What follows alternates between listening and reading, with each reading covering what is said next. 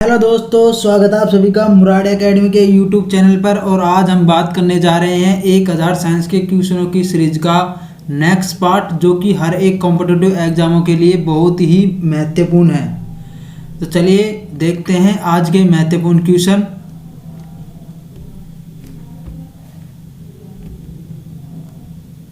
पहला क्वेश्चन है cork cell.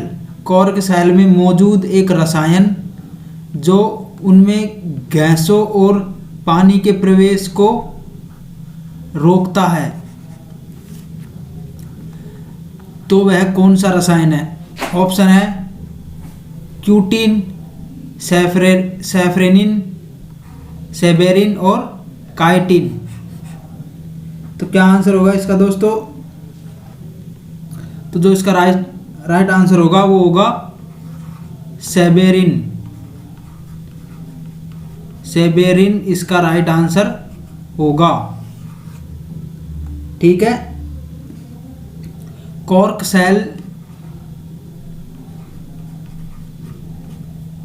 Cell जो कि यह एक मर्त हो जाती है, मतलब जब परिपक्व हो जाने के बाद मर्त हो जाती है, यानी कि जो पेड़ की जो खाल होती है उसके ये परिपक्व हो जाने के बाद वे अपने आप ही मर्त हो जाती है। ठीक है। और कॉर्क का एक बेहतरीन उदाहरण है कि जो बोतलें आती हैं, बोतल, ओके, जो बोतल आती है उनमें लगाई जाती है कॉर्क। ठीक है, बोतल जिसके अंदर ये कॉर्क लगाई जाती है। और बात करते हैं काइटिन। तो काइटिन जो है ये एक कवक जो होता है उसकी यह सबसे बाहरी त्वचा होती है। बाहरी त्वचा जो होती है ये इसकी बनी होती है, कवक की कोशिका।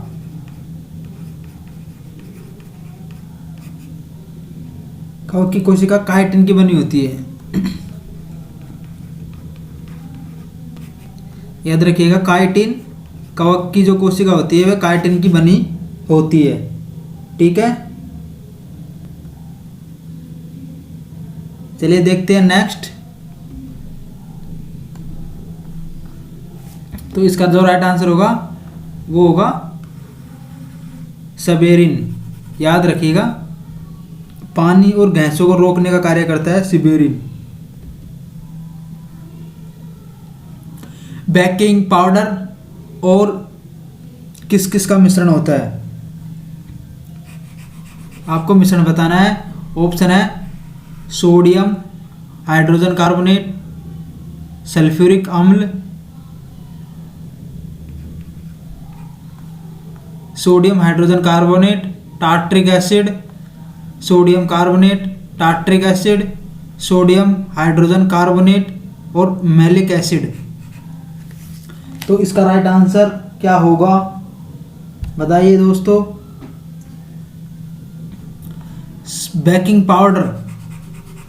तो बेकिंग जो पाउडर होता है वह सोडियम हाइड्रोजन कार्बोनेट यानी कि सोडियम बाइकार्बोनेट NaHCO3 और टार्ट्रिक एसिड, इसे ही बेकिंग सोडा के नाम से जानते हैं। बेकिंग सोडा, ठीक है, इसको इस नाम से जानते हैं। और टार्ट्रिक एसिड जो कि इमली के अंदर पाया जाता है, इमली में। ठीक है, टार्ट्रिक एसिड इमली के अंदर पाया जाता है। तो टार्ट्रिक एसिड और सोडियम हाइड्रोजन कार्बोनेट और टार्ट्रिक एसिड बेकिंग पाउडर का उदाहरण है, मतलब बेकिंग पाउडर का मिश्रण है। बेकिंग सोडा आपको सभी को पता है, खाने का सोडा के नाम से जानते हैं। और यह पेट की अम्लता दूर करने के लिए प्रयोग किया जाता है। पेट की अम्लता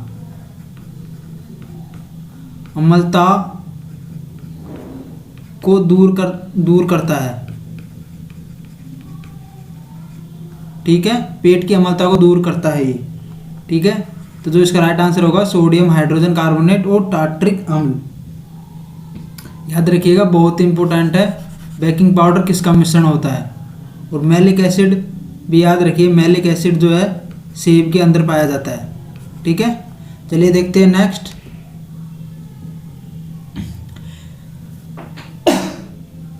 सॉरी दोस्तों, कीटोन के साथ समाप्त होने वाली हाइड्रोकार्बन श्रृंखला के अंत में लगाया जाने वाला प्रत्यय है, जो लास्ट में जो लगता है वह क्या लगता है।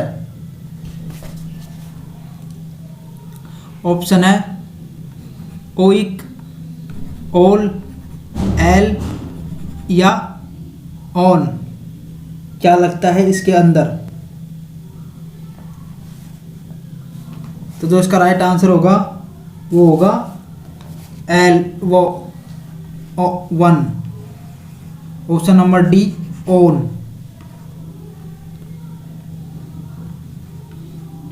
ओन लगता है, जैसे कि कीटोन, जो कीटोन है इसके अंदर एग्जांपल्स भी ले लेते हैं हम, जैसे कि इथाइल कीटोन,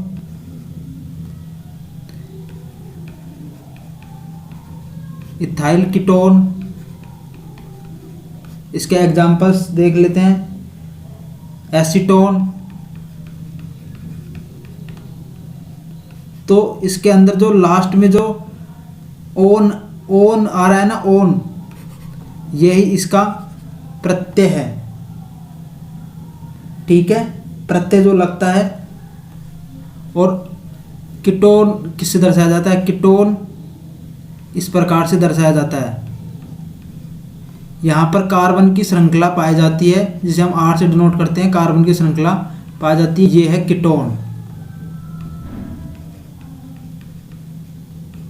ठीक है, अब बात करते हैं कुछ अन्य महत्वपूर्ण, जो कि कीटोन की तरह ही होते हैं वो भी। उनमें से है एल्कोहल। एल्कोहल जो कि ROH के द्वारा दर्शाया जाता है। ठीक है, दूसरा, पहला है, दूसरा होता है एस्टर।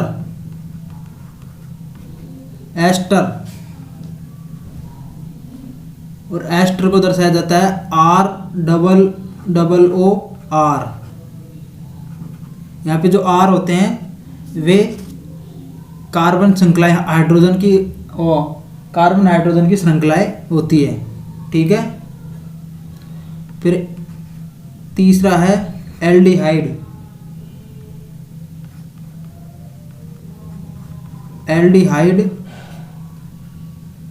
जिसको RCHO के नाम से जानते हैं, RCHO के नाम से जानते हैं। ठीक है, और कीटोन को तो आप सभी को पता है कि RCOO, यानी कि RCOO R डैश, मतलब एक डिफरेंट आएगा इसके अंदर डैश। ठीक है, तो इस प्रकार से ये पाए जाते हैं। और इनके जो प्रत्यय भी याद रख लीजिए, एल्कोहल का तो OL के नाम से जानते हैं। ठीक है, और एस्टर को जानते हैं AT। ठीक है, और एल्डिहाइड को बोलते हैं AL। तो ये प्रत्यय याद रखिएगा। और ये है कीटोन। ठीक है, चलिए देखते हैं नेक्स्ट। पौधे में स्रावित होने वाला वह हार्मोन जिसके कारण उसका तना सूरज की रोशनी की ओर झुकता है, क्या कहलाता है? ऑप्शन है auxin, cytokinin, gibberellin, ascorbic acid. तो इसका राइट आंसर क्या होगा? आंसर बताइए दोस्तों, इसका आंसर क्या होगा?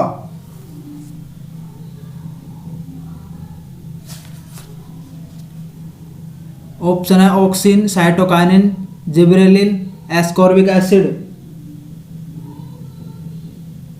तो जो इसका राइट आंसर होगा वो होगा ऑक्सिन। ऑक्सिन इसका राइट आंसर होगा। चलिए देखते हैं इनके बारे में भी। दूसरे जो ये सभी इसके हार्मोन पौधे के अंदर पाए जाते हैं हार्मोन, उनके बारे में बात कर लेते हैं। तो इसके बारे में तो आपको पता चल गया कि ये सूरज की रोशनी की ओर झुकता है किस हार्मोन के कारण, ऑक्सिन के कारण। और यह जड़ की वृद्धि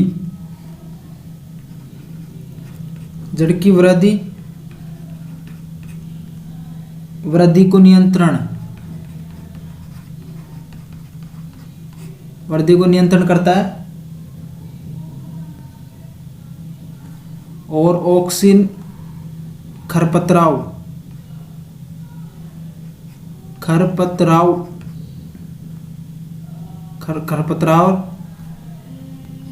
का नाशक है ये, ठीक है। और पत्तियों के झड़ने व फलों को गिरने से में नियंत्रण करता है, यानी कि फल व पत्तियां को गिरने से रोकता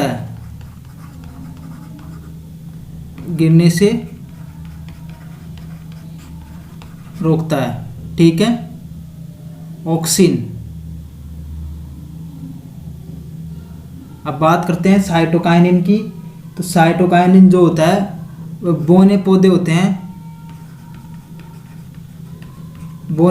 उनकी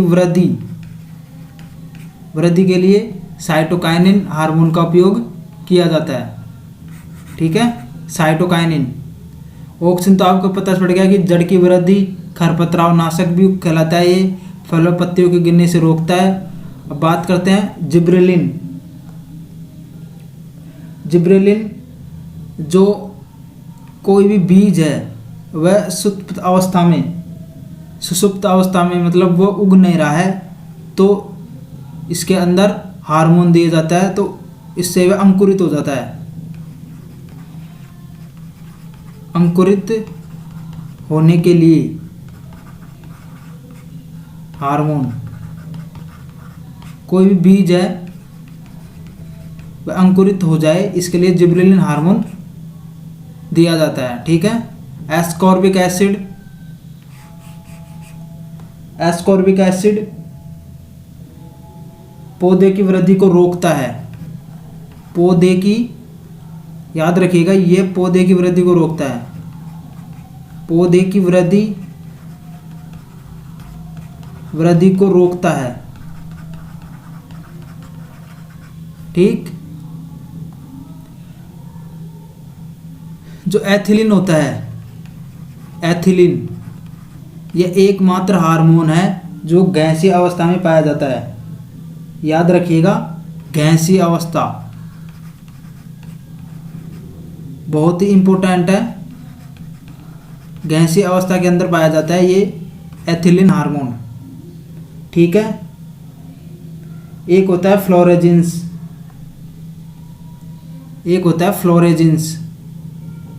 इसको भी लिख लीजिए,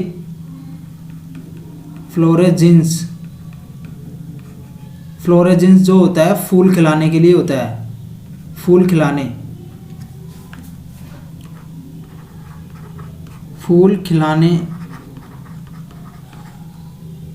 वाला हार्मोन, ठीक है। फूल खिलाने वाला हार्मोन होता है फ्लोरेजिन्स। तो कितने हार्मोन्स हो गए? एक तो ऑक्सिन हो गया, cytokinin, gibberellin, ascorbic acid, ethylene और फ्लोरेजिन्स। तो ये 6 हार्मोन्स पाए जाते हैं पौधे के अंदर। तो याद रखिएगा, जो सूर्य की रोशनी की ओर झुकता है वह ऑक्सिन हार्मोन की वजह से ही झुकता है पौधा। चलिए देखते हैं नेक्स्ट। कार्य करने की दर कहलाती है। कार्य करने की दर शक्ति कहलाती है। क्या कहलाती है? शक्ति। कार्य करने की दर शक्ति कहलाती है, यानी कि P बराबर W अपॉन टी। P बराबर W अपॉन टी, जहाँ पे P क्या है? P है शक्ति और W कार्य और T है समय। ठीक है दोस्तों, अब इसको थोड़ा खुल के बता देते हैं, थोड़ा और भी इसको खोल देते हैं हम। पहले तो याद रखिएगा कि एक हॉर्स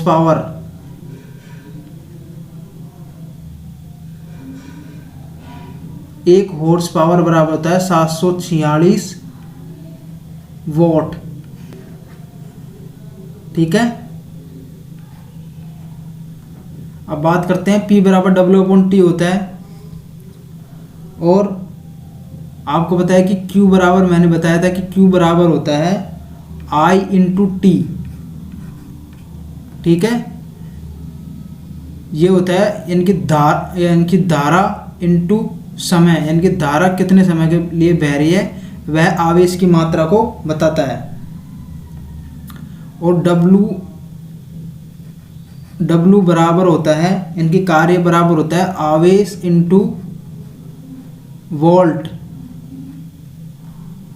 आवेश इंटू वोल्ट बराबर होता है कार्य। ठीक है, अब हम W का मान यहाँ पे रख देंगे Q dot V upon T. रख दिया दोस्तों। अब यहाँ पे हम Q का भी मान रख देंगे। Q का मान यहाँ पे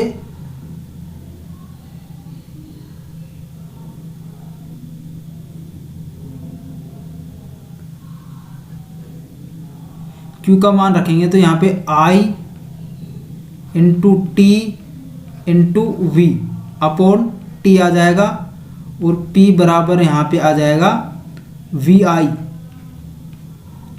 तो P बराबर VI यानी कि शक्ति जो होती है वह धारा और वोल्ट के गुणनफल के बराबर होती है, यानी कि वोल्ट इंटू धारा के बराबर होती है शक्ति। ठीक है, और भी हम इसको कर सकते हैं। यदि ओम का नियम आपको पता है कि ओम का जो नियम होता है V बराबर IR होता है। ठीक है दोस्तों, अब इसको यहाँ पे एक बार और करें तो V का मान यहाँ पे रखेंगे तो P बराबर आ जाएगा I स्क्वायर R। ठीक है, P बराबर I स्क्वायर R आ जाएगा। तो इस प्रकार से हम ये निकाल सकते हैं। कल भी बताया था मैंने 1 किलोवाट घंटा, 1 किलोवाट घंटा बराबर 1000 वाट होता है, या इसको 1 यूनिट भी कह सकते हैं, 1 यूनिट। ठीक है,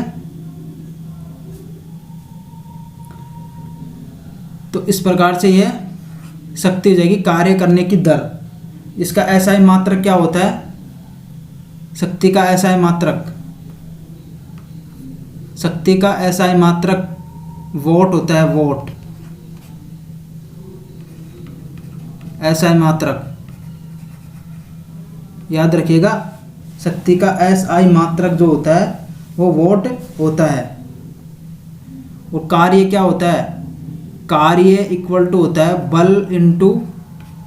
बल इंटू विस्थापन। ठीक है, बल इंटू विस्थापन यह कार्य होता है। चलिए देखते हैं नेक्स्ट। किसी विस्फोट के कारण समुद्र के तल पर बनने वाली लहरें।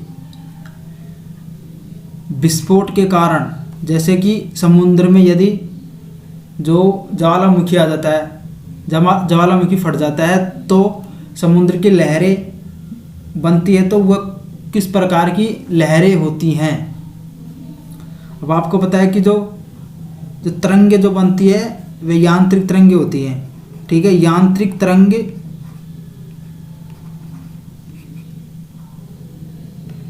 यांत्रिक तरंग, यांत्रिक तरंग, यांत्रिक तरंग ये दो प्रकार की होती है। एक तो होती है अनुप्रस्थ और एक होती है अनुदैर्घ्य। अनुदैर्घ्य, ठीक है, ये दो होती हैं, अनुप्रस्थ और अनुदैर्घ्य तरंग। तो आपको बताना है कि जो समुद्र में उठने वाली तरंग किस प्रकार की तरंग होती है। तो जो इसका राइट आंसर होगा वो होगा अनुदैर्घ्य तरंग होती है। याद रखिएगा, इंपॉर्टेंट क्वेश्चन है। समुद्र में उठने वाली लहरें किस प्रकार की तरंगे होती हैं, तो वो तरंगे होती हैं अनुदैर्घ्य तरंगे या अनुदैर्घ्य लहरें, ठीक है।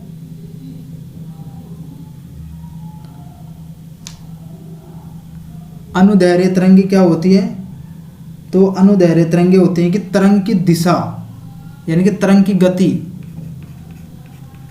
तरंग की गति यदि तरंग की यदि गति कर रही है तो उसकी दिशा, और तरंग की जो गति होती है, गति की जो दिशा होती है, तो माध्यम के कणों के कंपन करने की दिशा के समांतर होती है।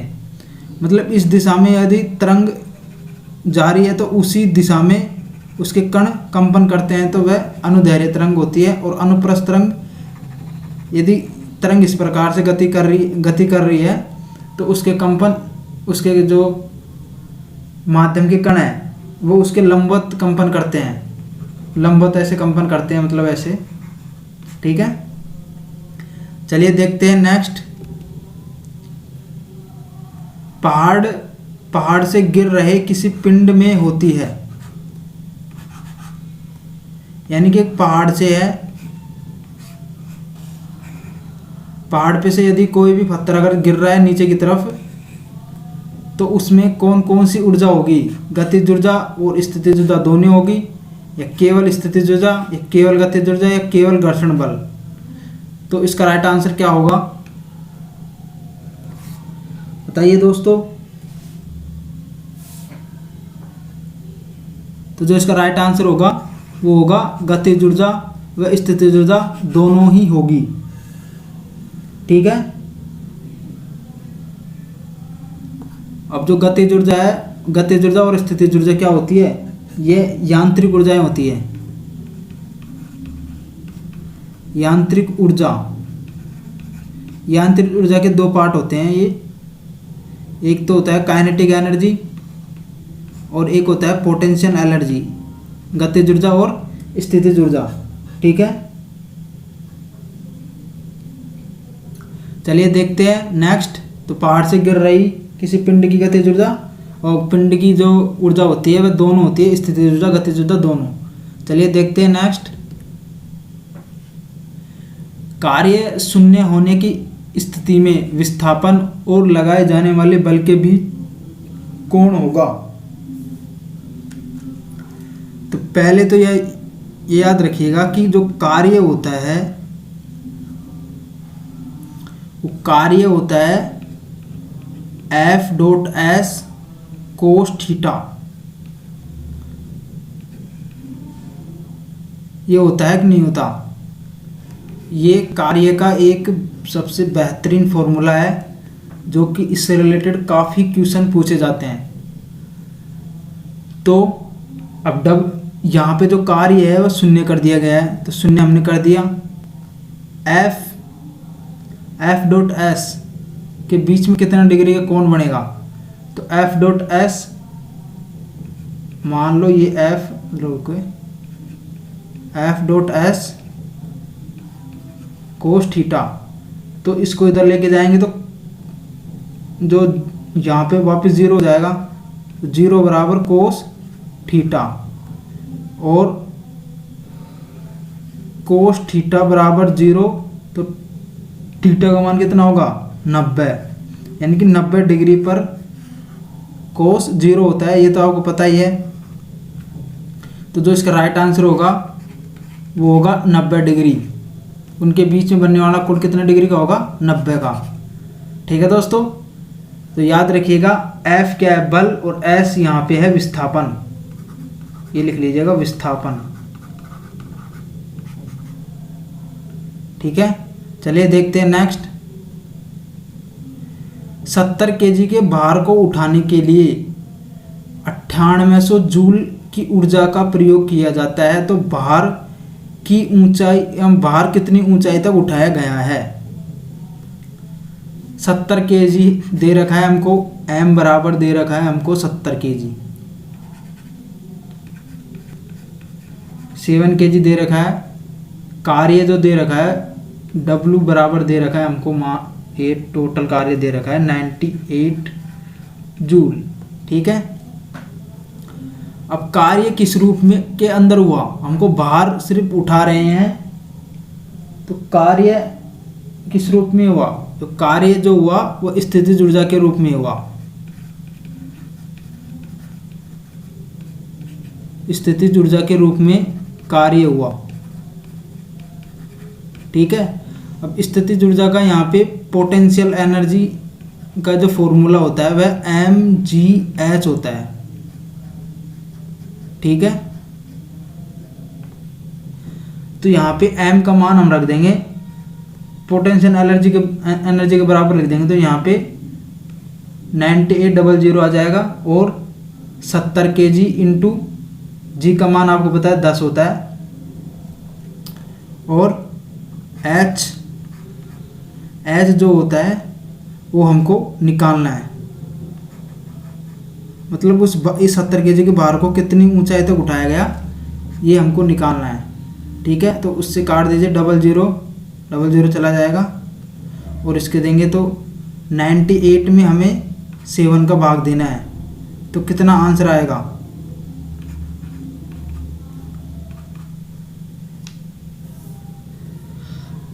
तो इसका राइट आंसर जो हो जाएगा वो हो जाएगा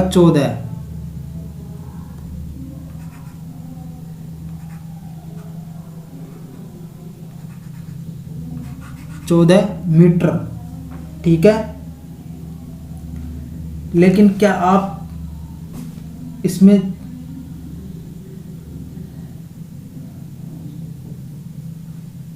बता सकते हैं कि यहाँ पे जी का मान माइनस में होगा।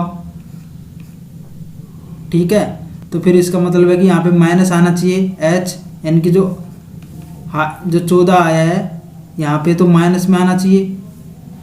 लेकिन क्या है दोस्तों कि जो दूरियां ली जाती है कभी भी माइनस के अंदर नहीं ली जाती, इसीलिए उसे प्लस मान के किया जाता है कि यानी कि 14 मीटर तक उसको उठाया गया है। ठीक है, तो चलिए देखते हैं नेक्स्ट। परमाणु क्रमांक 57 वाला तत्व संबंध रखता है। परमाणु क्रमांक 57 वाला तत्व संबंध रखता है, यानी कि कौन से ब्लॉक के अंदर परमाणु क्रमांक 57 वाला तत्व आएगा आपको बताना है। क्या आंसर होगा इसका, बताओ दोस्तों।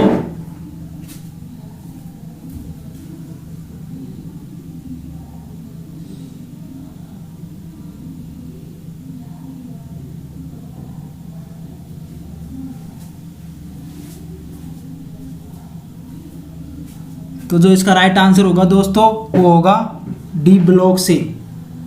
किससे? डी ब्लॉक से संबंध रखता है परमाणु क्रमांक 57 वाला। अब 57 का परमाणु क्रमांक में कौन सा तत्व आता है, तो वो आता है लैंथेनॉइड, लैंथेनम,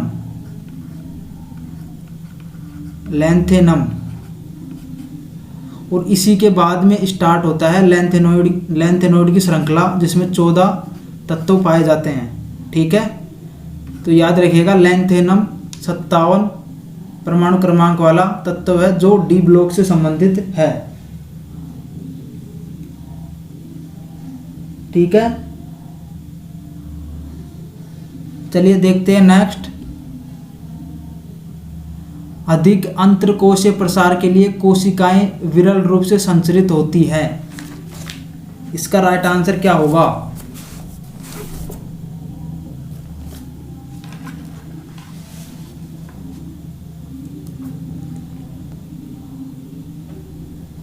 ऑप्शन है कोलिन काइमा, स्केलेरन काइमा, ठीक है, पेरेन काइमा और फ्लोयम। तो जो इसका राइट आंसर होगा वो होगा पेरेन काइमा। पेरेन काइमा इसका राइट आंसर होगा, ठीक है। आपको तो पता ही है कि उत्तक जो होते हैं 2 प्रकार के होते हैं, ठीक है। उत्तक जो होते हैं वे 2 प्रकार के होते हैं, ठीक है। एक तो पादप उत्तक, पादप, और एक जंतु उत्तक, ठीक है। अभी हम बात कर रहे हैं पादप उत्तकों की। तो पादप उत्तकों के अंदर, पादप उत्तकों के अंदर भी 2 प्रकार के होते हैं। एक तो होता है विभोजोत्तक,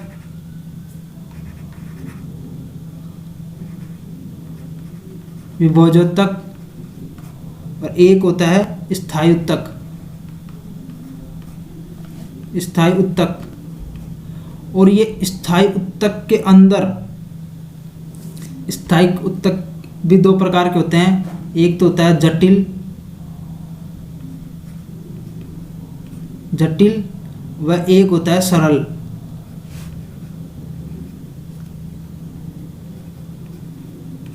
जटिल व सरल उत्तक होते हैं 2, जटिल व सरल उत्तक इसके अंदर आते हैं, ठीक है। अब सरल उत्तक भी कई प्रकार के होते हैं। सरल उत्तक होते हैं कि मृदु उत्तक,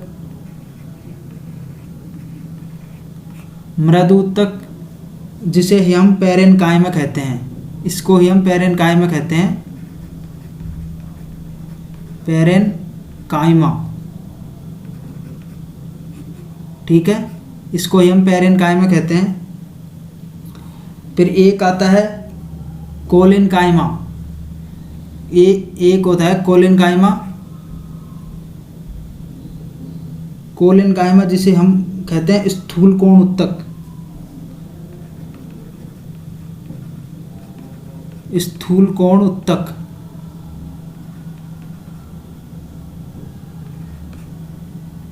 जिसे हम कोलिनकाइमा कहते हैं,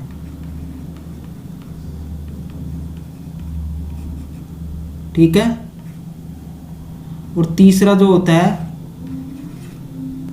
वो होता है दृढ़ोत्तक,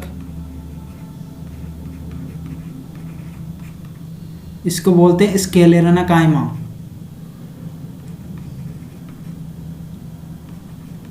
स्केलेरनकाइमा, ठीक है। इस प्रकार से ये उत्तक होते हैं।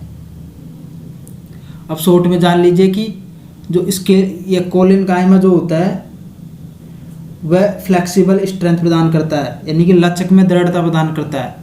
यानी कि आप पौधे को मोड़ते हैं तो वो टूटता नहीं है, तो वह फ्लेक्सिबल स्ट्रेंथ प्रदान करता है, यानी कि लचक में प्रदान करता है, लचक में दृढ़ता प्रदान करता है, ठीक है, फ्लेक्सिबल। और स्केलेरनकाइमा कठोर भागों में पाया जाता है।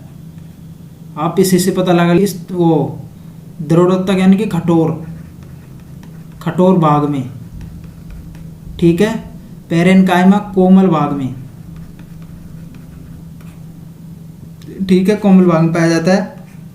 और फ्लोएम खाद्य व लवण आदि परिवहन करने का कार्य करता है जल को पौधों के अंदर, ठीक है। तो याद रखिएगा अंतरकोशीय प्रसार के लिए कोशिकाओं के रूप में कोशिकाएं विरल रूप में संचरित होती हैं, तो वह पेरेनकाइमा के अंदर होती है। इनके बीच में क्या है कि गैप होता है, तो वह इसमें प्रसार किया जाता है। इसके मतलब इनके अंदर सब चीज़ों के अंदर इस प्रकार से होते हैं, जैसे ये हो गई, फिर एक छोटी सी ऐसे होती है, फिर ऐसे जुड़ी होती हैं इस प्रकार से। तो ये जो खाली स्थान होते हैं ना, ये अंतरकोशीय होता है, अंतरकोशीय। ठीक है, चलिए देखते हैं नेक्स्ट।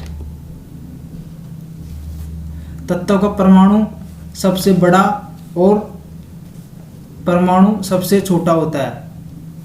मतलब इनमें से कौन से का परमाणु सबसे बड़ा है, मतलब कौन सा सबसे बड़ा है और सबसे छोटा है। तो जो इसका राइट आंसर होगा वो होगा Fr और He। ठीक है, ये सबसे छोटा होगा और ये सबसे बड़ा होगा, क्योंकि जो हमारी आवर्त सारणी होती है उसके अंदर ऊपर से नीचे जाने पर, यानी कि ऊपर से हम नीचे जाएंगे तो आकार में वृद्धि होगी,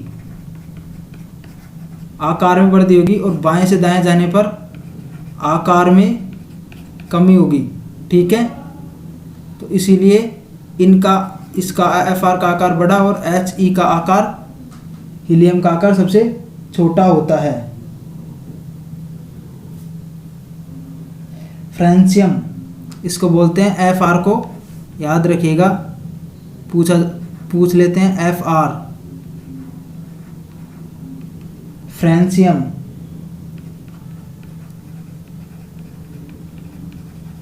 फ्रेंशियम, ठीक है। तो आप बताइए कि सबसे भारी धातु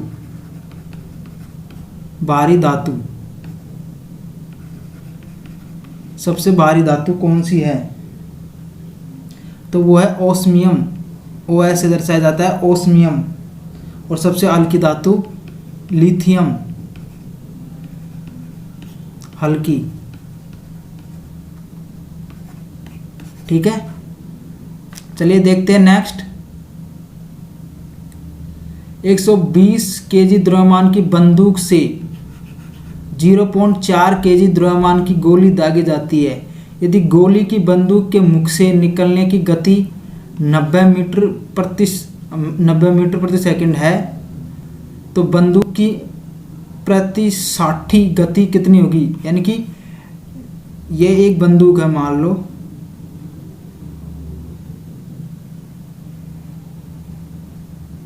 इस प्रकार से बंदूक है, इस प्रकार से है। तो जब ये गोली इसके अंदर से बाहर निकलती है तो ये पीछे की ओर झटका देती है, यानी कि पीछे की ओर भी एक गति करती है, यानी कि पीछे की ओर बंदूक पीछे की ओर गति करती है, तो इसे प्रतिष्ठित गति कहते हैं। मतलब पीछे की ओर धक्का लगता है तो वह कितना लगेगा? संवेग संरक्षण का आपने संवेग संरक्षण का सूत्र तो सुना होगा। संवेग संरक्षण का नियम, यानी कि आपको पता है कि जो संवेग होता है वह नियत रहता है, यानी कि इसमें, यानी कि टक्कर के पहले और टक्कर के बाद संवेग जो होता है वह हमेशा नियत रहता है। तो P बराबर होता है mv। ठीक है, ये होता है। तो m1v1 बराबर m2v2। ठीक है, इस फॉर्मूले का उपयोग हम अभी करने वाले हैं। ठीक है, अब द्रव्यमान की बंदूक से 0.4 द्रव्यमान की गोली दागी जाती है। ठीक है, यानी कि 120 केजी ले लेते हैं।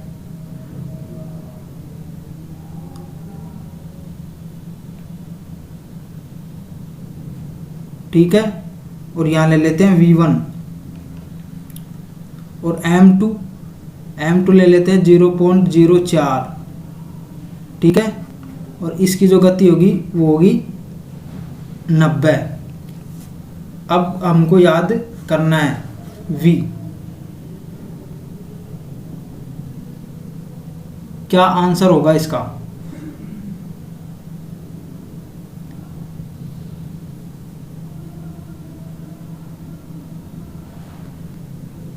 तो यहाँ से हम 2 जीरो उठाएंगे तो नीचे 2 जीरो आ जाएगी और 1 जीरो से 1 जीरो यहाँ पे कट जाएगी। ठीक है, यहाँ पे हम इसको 4 से काट देंगे 3 बार। ठीक है फ्रेंड,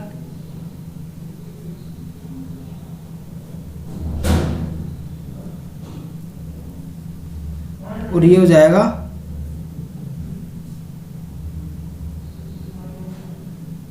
सॉरी दोस्तों, इसको हम इसका जो राइट आंसर होगा वो होगा 3 इंटू 10 की पावर माइनस 2। ठीक है,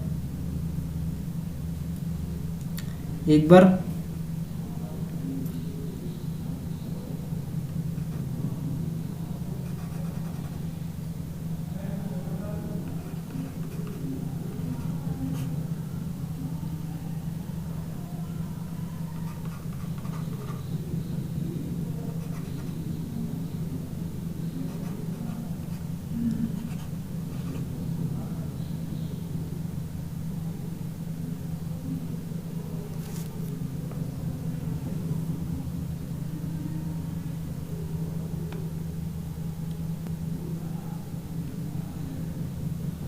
सॉरी दोस्तों, ये जो यहाँ पे है ना, यहाँ एक के ये मीटर प्रति सेकंड में है, इसको हम किलोमीटर प्रति सेकंड में बदलेंगे। यानी कि जो यहाँ पे जो 9 है इसको किलोमीटर 15 इंटू 5/18। ठीक है, तो इसको लिखेंगे 15 छिक्की 90।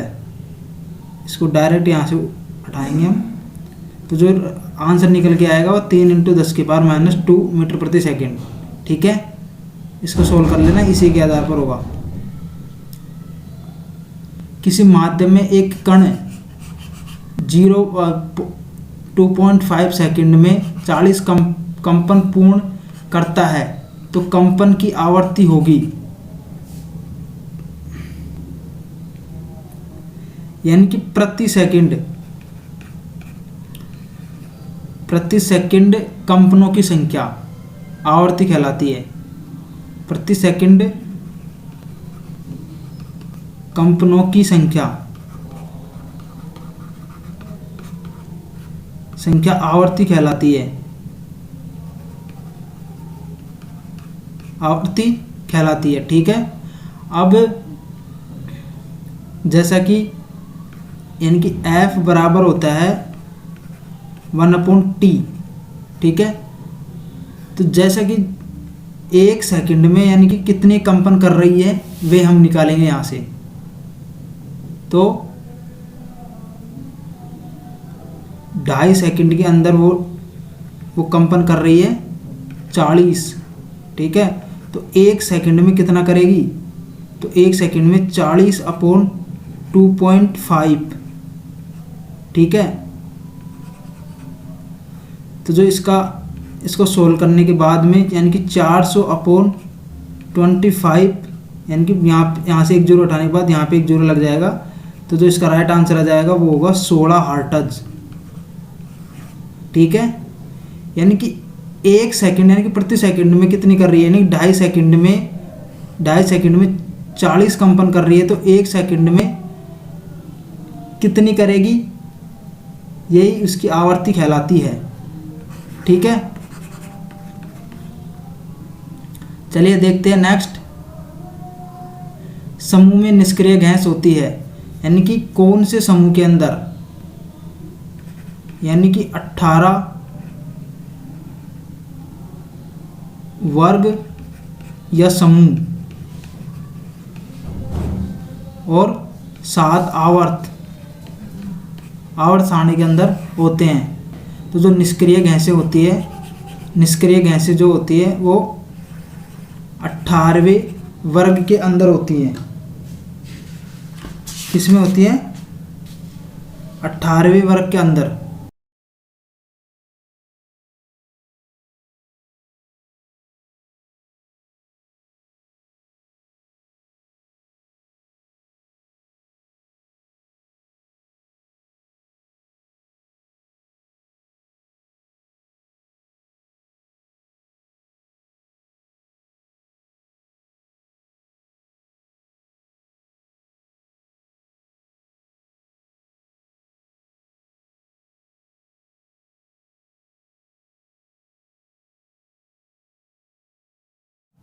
ठीक है दोस्तों,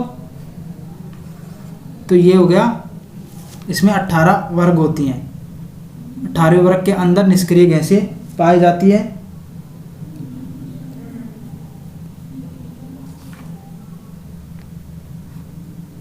जिसे उत्कृष्ट गैसें और दुर्बल गैसों के नाम से भी जानते हैं।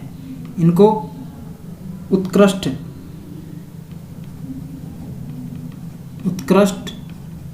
गैस और दुर्बल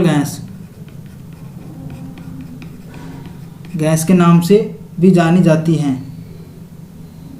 ठीक है,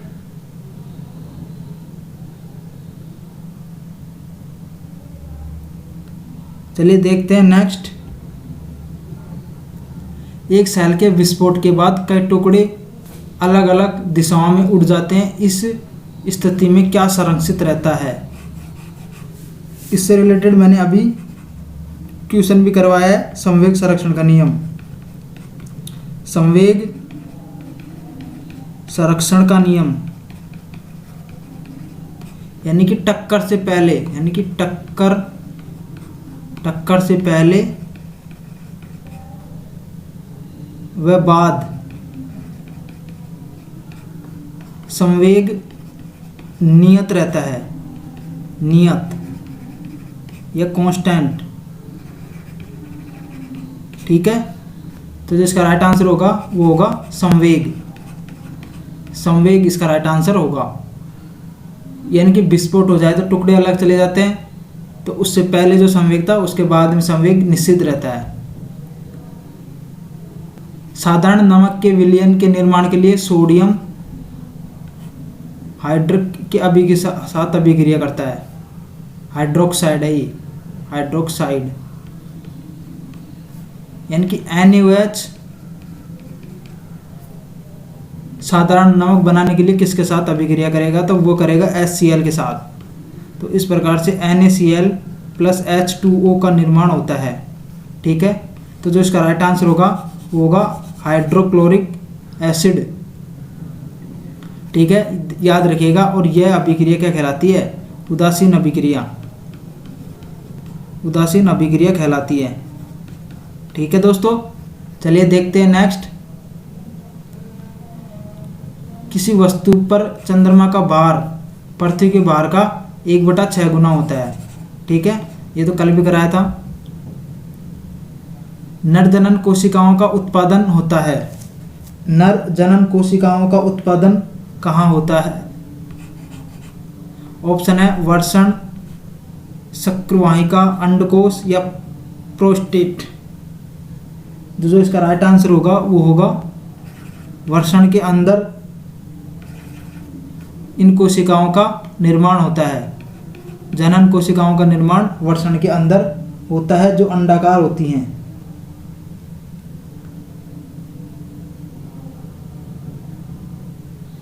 अंडाकार जनन ग्रंथियां, और कितनी होती हैं? 2।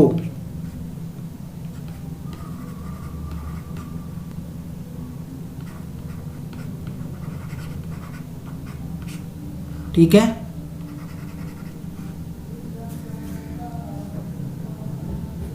वृषण नर में पाए जाने वाला प्राथमिक अंग है। ये वृषण है जो नर में पाया जाने वाला प्राथमिक अंग है। नर में पाया जाने वाला प्राथमिक अंग है, प्राथमिक अंग है। ठीक है,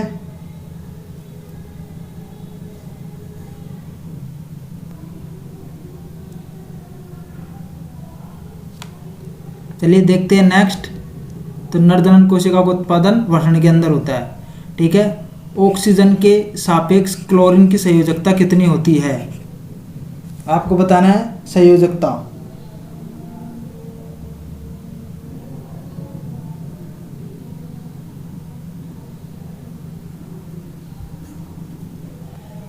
तो जो इसका राइट आंसर होगा वो होगा 7। क्लोरीन की संयोजकता कितनी होती है?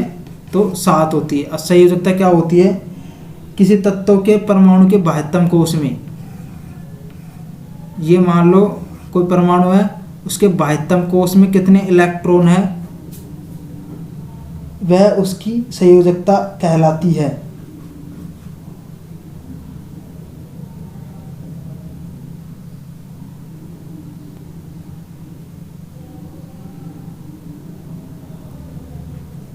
चलिए देखते हैं नेक्स्ट। ऑक्सीजन के सापेक्ष फ्लोरीन की संयोजकता कितनी होती है? 7। नीचे दी गई परमाणु संख्या वाले तत्वों के रासायनिक गुण मैग्नीशियम के समान होते हैं। इसका राइट आंसर आपको बताना है।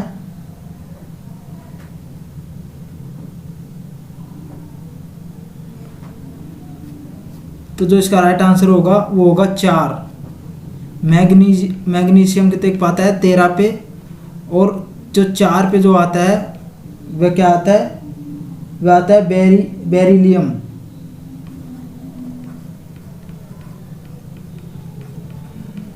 बेरिलियम आता है 4 पे, ठीक है।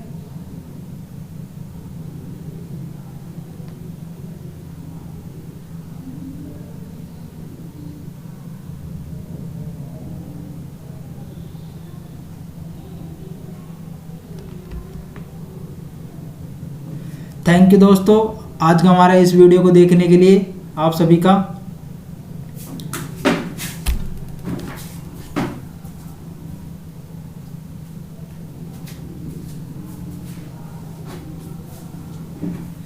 सॉरी दोस्तों, ये जो है यहाँ पे ये 12 पे आएगा। मैग्नीज जो होता है 12 पे आता है, और एल्यूमिनियम आता है 13 पे, ठीक है। तो इसको सही कर लेना। और ये किस सिद्धांत के रूप में कार्य करता है? इनके जो रासायनिक गुण समान कार्य करते हैं, तो वो करता है त्रिक नियम के अनुसार। त्रिक अष्टक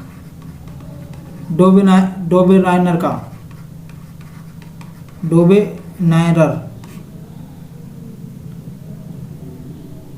इसके सिद्धांत पर, त्रिक अष्टक के सिद्धांत पर कार्य करता है।